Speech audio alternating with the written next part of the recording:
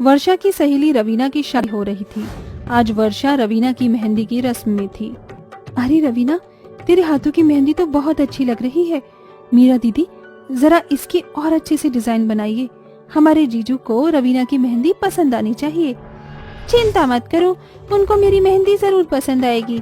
तू भी लगा ले और थोड़ा नाच गा भी ले। तू बहुत ज्यादा उत्सुक थी ना मेरी शादी में नाचने के लिए।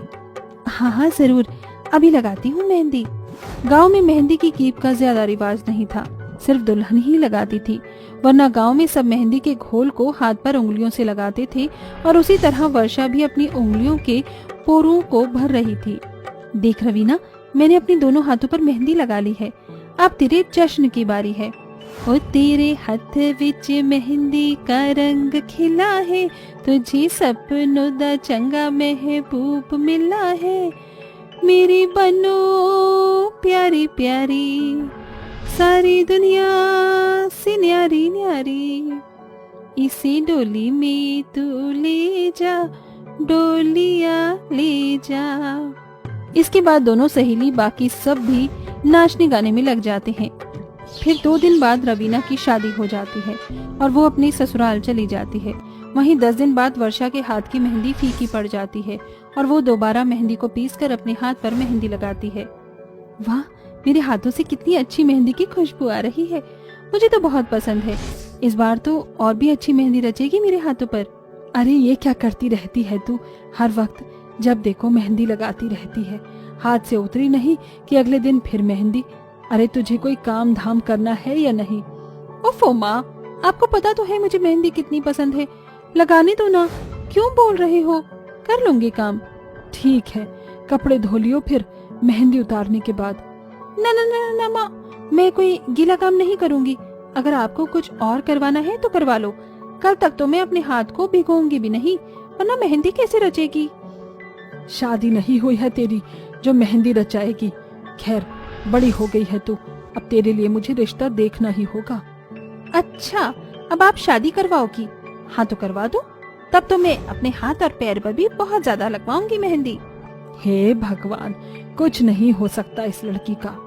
फिर वर्षा मेहंदी सूखने के बाद चाय बनाकर अपनी माँ को पिलाती है। फिर अवंतिका अपनी बेटी के लिए रिश्ता देखने पंडित जी के पास जाती है, जहाँ वो वीर नाम के एक लड़के का रिश्ता बताते हैं और वो रिश्ता शहर का था। अवंतिका, अरे तुम्हारी बेटी जैसी ही लड़की की तलाश है, तो तुम्हें मंजूर हो तो मैं आगे बात करता हूँ, फिर वो यहाँ आ जाएंगे। ठीक है पंडित जी। फिर अवंतिका घर चली जाती है। पंडित जी के कहने पर शहर में बैठी अर्चना अपने बेटे वीर का रिश्ता लेकर अवंतिका के घर आती है, जहाँ दोनों परिवार आपस में रिश्ते की बात करते हैं। अवंतिका जी, हमें तो आपकी बेटी पसंद है, तो बस शादी की तैयारी कर लीजिए। हम जल्दी शादी करेंगे, इसलिए शगुन की मेहंदी अभी लेकर आ गए हैं। ये आप लगवा दीजिएगा। मेहंदी बिल्कुल ऑर्गेनिक है। और माफ कीजिएगा, अरुण जी आ नहीं पाए, वो काम के सिलसिले में 6-7 महीने बाद ही आ पाएंगे। भव्या बेटा, अपनी भाभी को अपने हाथों से दो मेहंदी। जी माँ। कोई नहीं अर्चना जी। अच्छा वर्षा बेटा, वीर, अगर तुम दोनों को आपस में बात करनी है तो कर सकते हो। नहीं नहीं माँ जी, आप दोनों ने बात कर ली है तो हम दोनों से बात करने की कोई जरूरत ही नहीं है। ठीक है सब। अरे वाह, मेरी बहू तो बहुत ज्यादा सर्वगुण संपन्न है। जी वो तो है।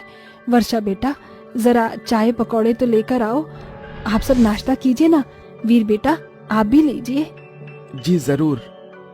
फिर लड़के वाले चाय नाश्ता करके चले जाते हैं और 2 दिन बाद वर्षा अपने हाथ पैरों पर भर भर के सास की दी हुई शगुन की मेहंदी बहुत सुंदर डिजाइन में लगवाती है। वाह माँ, मेरी मेहंदी कितनी सुंदर लग रही है। वीर तो मुझे देखकर खुश हो जाएंगे बहुत। हाँ बेटा, मेहंदी भी अच्छी खिलेगी देखना तेरे हाथ पर। और फिर 2 दिन में वर्षा की बहुत धूमधाम के साथ वीर से शादी हो जाती है और वो कार में बैठकर अपने ससुराल शहर पहुंच जाती है, जहां बड़े से घर में उसका गृह प्रवेश होता है और वर्षा उसे देखकर हैरान हो जाती है। अरे वाह माँ जी, ये झूमर और मेरा ससुराल तो काफी सुंदर है। हाँ बहू, ये तो है। तुम सब सफर में थक गए होगे, जाओ आराम कर लो। जी माँ जी। सब अपने कमरे में जाकर आराम करते हैं। अगले दिन वर्षा जल्दी उठकर पूजा करने के बाद सबका खाना बना देती है। जिसे खाकर सब उसके खाने की तारीफ करते हैं। वाह बहू, खाना तो बहुत स्वादिष्ट बनाया है। शाम को मेरी कुछ मॉडर्न सहेलियां आ रही हैं, तो तुम ऐसे ही खाना बनाना। जी माँ जी। शाम को अवंतिका की मॉडल सहेलियां आती हैं, जिन्होंने gown, mini skirt, jeans top पहने थे। ये देखकर गांव की वर्षा हैरान होती है। ओ माई माता, माँ जी, ये आपकी उम्र की सहेलियों ने ऐसे कपड़े क्यों पहने हैं? काश मैं भी पहन पाती, मेरा भी दिल करता है ऐसे पहनने का। ओहो अवंतिका, तूने अपने गांव की गवार बहू को कोई क्लास नहीं बताया क्या? शहर की ड्रेस थी इसे, क्यों 6 मीटर की साड़ी पहनवाई हुई है? अरे अभी नई नवेली दुल्हन है ना, तो कुछ दिन तो साड़ी में ही रहेगी, फिर इसका मन करेगा तो ये भी ऐसे कपड़े पहन लेगी। मैं तो रोकती नहीं हूँ बच्चों को, मेरी तो भव्या भी ऐसे ही कपड़े पहनती है। सच माँ जी, थैंक यू सो मच। वक्त गुजरता है, वर्षा को भी शहर की हवा लग जाती है और सास के छूट देने पर वो मॉडर्न कपड़े पहनने लगती है। और उसका मेहंदी लगाने का शौक तो था ही, तो वो अक्सर हाथ पैरों पर मेहंदी लगाया करती थी, जिसके लिए वो बार बार ब्यूटी पार्लर के पास जाती थी। वे ब्यूटी पार्लर वाली को घर भी बुलाती थी। ये कैसे डिजाइन बना रही हो तुम? थोड़ा डिफरेंट डिजाइन बनाओ, सारे बकवास, टू ओल्ड हैं। Okay ma'am. बहू, आज तुमने इतनी ज्यादा छोटी ड्रेस क्यों पहनी है? हाँ, हमने तुम्हें वेस्टर्न कपड़े पहनने को बोला है, पर इतना बैकलेस डीप नेक तो मत पहनो। और तुम बार बार हाथ पैरों पर मेहंदी क्यों लगवाती हो?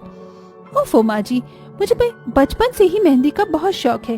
पहले तो मैं इतनी डिजाइन भी नहीं बनाती थी हाथ पैर पर, बस उंगलियों को मेहंदी से भर लिया करती थी। अच्छा, इतना भी मत लगवाया कर, क्योंकि इसमें केमिकल्स भी होते हैं।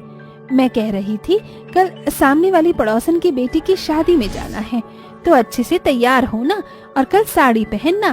तेरे बाबूजी भी आएंगे कल शादी में। अरे चलो, अच्छी बात है, इतने समय बाद पापा जी आ रहे हैं। माँ जी, मैं पार्लर से तैयार होकर आ सकती हूँ ना? हाँ बहू। अगले दिन पड़ोसी की बेटी की शादी थी। शादी में सब पहुँच गए थे, वहीं वर्षा अभी तक पार्लर में बैठी थी। चलो अच्छा, मेरा मेकअप हो गया ठीक से, अब मैं रेडी होकर आती हूँ। वर्षा लहंगा और ब्लाउज पहन कर आती है, पर वॉशरूम से बाहर आते वक्त एक कील से उसका बैक साइड का ब्लाउज फट जाता है। हे भगवान, ये क्या हो गया? अब मैं शादी में कैसे जाऊंगी? मेरा पूरा परिवार आया है। ऐसा करो प्रिया, तुम मेरे बैक पर मेहंदी का ब्लाउज डिजाइन बना दो, जब तक मैं ब्लाउज को फटे हुए हिस्से को काट कर पहन लेती हूँ। और हाँ, मेरी बाजू पर भी मेहंदी लगा देना, अच्छी लगूंगी मैं। ठीक है मैम। फिर प्रिया उसके बैक ब्लाउज मेहंदी डिजाइन बना देती है और बाजू पर भी, जिसके बाद वर्षा उसी शादी के फंक्शन में पहुंच जाती है और अपने सास ससुर का आशीर्वाद लेती है। ये देखकर अरुण नजर घुमाकर अर्चना से कहता है, क्या बात है अर्चना, मैं आज ही आया हूँ। तुम तो कह रही थी मेरी बहू गांव से आई है, तो ये सब क्या है? मेहंदी मेहंदी और ऐसा ब्लाउज शोभा नहीं देता हमारी घर की बहू को। जी मैं आपकी बात मानती हूँ, मैं जरा बहू से पूछती हूँ। बहू, कोने में चल। अरे अर्चना, ये तेरी नई बहू है ना? ये कैसे कपड़े पहन कर आई है शादी में? कोई ऐसे कपड़े पहनता है क्या? इतना भी क्या मॉडल बना दिया तूने अपनी गांव की बहू को? अरे नहीं, ऐसी बात नहीं है, ये तो बस फैशन का ही चक्कर है और कुछ नहीं। वैसे मेरी बहू का ब्लाउज तो अच्छा लग रहा है। अच्छा चलती हूँ मैं। जय जिनेंद्र अरुण भाई साहब। अर्चना। फिर अर्चना अपनी बहू को एक कोने में ले जाकर कहती है, बहू तूने क्या किया? मैंने तुझे कहा था ना ऐसा कुछ भी मत करना, तेरे बाबूजी आने वाले हैं, फिर भी तू ऐसा ब्लाउज पहन कर आई है, क्या है ये सब? माँ जी, मैंने जानबूझकर नहीं किया है, वो मेरा ब्लाउज फट गया था और पार्टी में आना जरूरी था, तो मैंने मेहंदी ब्लाउज डिजाइन बनवा लिया। मुझे माफ कर दीजिए, आगे से मैं ऐसा कभी नहीं करूंगी। चल ठीक है, अच्छा हुआ कि तू समझ गई। इसके बाद वर्षा अपने सास ससुर से माफी मांगकर अपने मॉडर्न तौर तरीकों को कम करती है और सब एडजस्ट करके एक साथ खुशी खुशी रहने लगते हैं। आस्था की 5 बहू थी, जिनमें से उसकी 2 बौनी बहू थी और वो दोनों बहुत ज्यादा काली भी थी, लेकिन उनके बाल बहुत ज्यादा लंबे थे। उनके बालों को देख देख कर आस्था की बाकी की 3 बहू बहुत जला करती थी। हे भगवान, देखो तो सही, जहाँ देखो इनके बाल ही बाल पड़े रहते, घर में तो जैसे चारों तरफ इनके बालों का झुंड पड़ा हो। मैं तो परेशान हो गई हूँ इन बौनियों से। सही कहा बहन तूने, लेकिन तू ही सोच, हमारी सास तो इन दोनों को बोलने से रही। अरे उनसे तो शादी ही इसलिए करवाई गई है कि इन दोनों की, क्योंकि इतने लंबे लंबे बाल जो हैं। और तुझे पता है ना आजकल मार्केट में बालों की कीमत कितनी है। अरे अरे अगर हमने उनके बाल बेच दिए ना तो पता है कितने अमीर हो जाएंगे। अरे बहुत कीमत मिलेगी उनके बालों की काटने के बाद बेचकर। तभी उनकी सास वहाँ पर आ जाती है और उन तीनों को ये सब बातें करते हुए सुन लेती है। क्या चलता रहता है तुम्हारे दिमाग में? जब देखो कुछ ना कुछ प्लानिंग करती रहती हो। उन दोनों को अकेला क्यों नहीं छोड़ देती हो तुम तीनों? माँ जी, जब से ये दोनों इस घर के अंदर आई है ना, तब से आपने हम तीनों के ऊपर ध्यान देना तो बिल्कुल ही छोड़ दिया है। सही कहा बहन तूने। एक बार सोचो जरा माँ जी, इनके बालों के लिए आपने इनकी शादी अपने बेटों से करवा दी। मुझे तो आज तक ये समझ नहीं आया कि आपने हमारी शादी अपने बेटों से क्यों करवाई थी। तुम्हारी शादी मेरी पसंद से करवाई गई थी क्योंकि तुम मुझे बहुत अच्छी लगी थी। फिर धीरे धीरे हमारी कंडीशन खराब हो गई। जब मुझे इन दोनों लड़कियों के रिश्ते आए तो मैंने बस एक बात सोची। एक तो ये कि अच्छे परिवार से हैं, दहेज अच्छा खासा मिल जाएगा, ऊपर से इनके बालों की खेती कभी रुकती ही नहीं। अरे तुम्हें तो पता ही है, हर हफ्ते में इनके बाल काटती हूँ और जो बाल काटती हूँ वो मैं बेच कर आ जाती हूँ। उन्हीं से तो पूरे घर का खर्चा चल रहा है। वाह माँ जी वाह, इसका मतलब अब आपकी नजरों में हमारी कोई वैल्यू ही नहीं है, क्योंकि आपकी लंबे बाल वाली बहू आपको बहुत ज्यादा फायदा दे रही है। जैसा तुम तीनों सोच रही हो वैसा बिल्कुल भी नहीं है। अपना दिमाग ज्यादा मत दौड़ाओ, चलो अब जाकर काम कर लो। आस्था ऐसा कहकर वहाँ से चली जाती है। वहीं ये बात पता चलने के बाद आस्था की तीनों बहू घर के काम काज छोड़ देती हैं, जिसके चलते उसकी दोनों बौनी बहू आपस में बातें करने लगती हैं। मुझे तो समझ ही नहीं आ रहा, आखिर चल क्या रहा है इस घर के अंदर? हमें तो कोई कुछ समझता ही नहीं। क्या हम इस घर की नौकरानियां हैं? जब से हम इस घर के अंदर आए हैं तब से ही देख रही हूँ, घर के ज्यादा से ज्यादा काम हम दोनों को ही करने पड़ते हैं। अरे हम बौने हैं तो क्या घर के सारे काम हमसे ही करवाए जाएंगे? मैं तो कहती हूँ माँ जी को एक बार ना समझा देना चाहिए। अगर उन्होंने हमारी जेठानियों को नहीं समझाया तो हम अपने मायके चले जाएंगे। कल करे सो आज कर, आज करे सो अब। मैं तो कहती हूँ अभी चलते हैं और अभी ही माँ जी से बात कर लेते हैं। आस्था की दोनों बौनी बहू उसके पास आती हैं और उससे कहती हैं, माँ जी ये जो हमारे साथ हो रहा है ना, ये अच्छा नहीं हो रहा है। देखो माँ जी, अगर ऐसा ही चलता रहा तो कब तक हम दोनों इस घर में ये सारी चीजें झेलते रहेंगे? माँ जी आप ही बताओ, इस घर में हम 5 बहू हैं और 5 बहू होने के नाते हम पांचों का बराबर काम करने का फर्ज बनता है। लेकिन इस घर के अंदर नौकरानी की तरह सिर्फ हम दोनों ही काम करते हैं। अगर हमारी जेठानियों ने काम करना शुरू नहीं किया तो हम दोनों अपने मायके चले जाएंगे। ये बात सुनते ही आस्था अपने मन ही मन सोचती है, हे भगवान, मेरी नालायक तीनों बड़ी बहुओं का कुछ नहीं हो सकता, कितना भी उनको समझा लो। ऐसा सोचकर वो अपनी दोनों बौनी बहू से कहती है, तुम दोनों को कहीं जाने की जरूरत नहीं है। तुम पांचों इस घर में बराबर की हो। वो बात अलग है कि तुम दोनों की हाइट छोटी है, लेकिन तुम चिंता मत करो, मैं तुम्हारी जेठानियों को अच्छे से समझा दूंगी। आस्था उनके जाने के बाद अपनी तीनों बड़ी बहू को बुलाती है और उनसे कहती है, तुम तीनों ने घर के काम करना ही छोड़ दिया। देखो, इस घर का फायदा चाहती हो तो उन दोनों के साथ मिलकर काम करवाती रहो, वरना इस घर के लाले पड़ जाएंगे। और तुम्हें तो पता ही है, तुम्हारे तीनों पति किसी काम के लायक नहीं, जब देखो घर में पड़े ही रहते हैं। अपनी सास की इतनी सारी डांट सुनने के बाद उन तीनों को बहुत ज्यादा गुस्सा आता है और वो अपने कमरे में जाने के बाद आपस में एक प्लान बनाते हैं। दोनों बौनी बहू का बहुत ज्यादा हो गया। अरे हमारी देवरानी होकर हमारी ही चुगली हमारी सास से कर रही हैं। मुझे कुछ नहीं पता, मुझे तो अपनी देवरानी को अच्छा सबक सिखाना है। बहुत अपने बालों के ऊपर कूद रही है, अब देखो इनकी सिट्टी पिट्टी गोल मैं कैसे करती हूँ। इन्हें अपने बालों पर कुछ ज्यादा ही घमंड है। मैं तो कहती हूँ रात को मौका मिलते ही इनके सारे बाल काट दो। काव्या की बात पर आनंदा और अनन्या दोनों ही सहमत हो जाती हैं।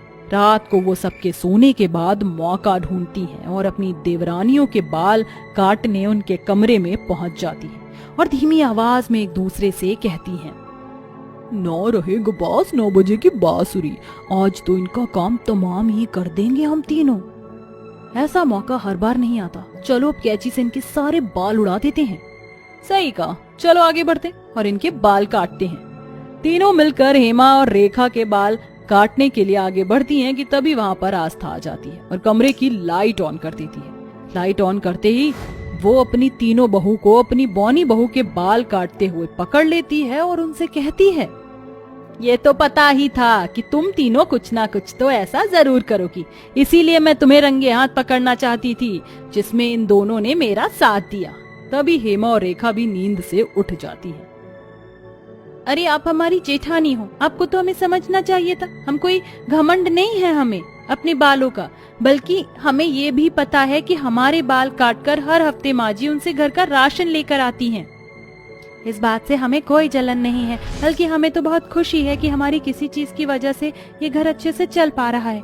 आपको तो इस चीज में हमारा साथ देना चाहिए, ना कि हमारे खिलाफ हमारे बाल ही काट देने चाहिए थे।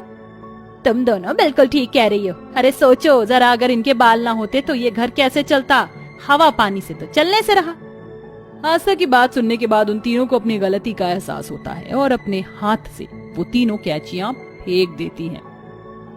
हमने बहुत बड़ी गलती की, हमें ऐसा नहीं करना चाहिए था, और जबकि इन दोनों ने हमारे साथ कभी बुरा नहीं चाहा। हम तीनों को अपनी गलती का एहसास है, हमें माफ कर दो तुम दोनों। हम तो बस यही चाहते हैं कि इस घर में हम पांचों बहू और हम पांचों एक साथ खुशी से रहें। और जब तक आपको अपनी गलती का एहसास है, हमारे लिए इतना ही काफी है। अब इससे ज्यादा आपको माफी मांगने की कोई जरूरत नहीं। आखिर आप हमारी जेठानियां हो। ये सुनकर उन तीनों को अपनी गलती का बहुत पछतावा होता है और वो तीनों अपनी दोनों देवरानियों को गले से लगा लेती हैं, जिसके बाद वो अपनी बौनी देवरानियों का मजाक उड़ाना भी छोड़ देती हैं और उनके साथ घर के सारे काम मिल बांट के करवाती हैं। इसी के चलते आस्था की पांचों बहू एक साथ एक ही घर में खुशी खुशी रहने लगती हैं।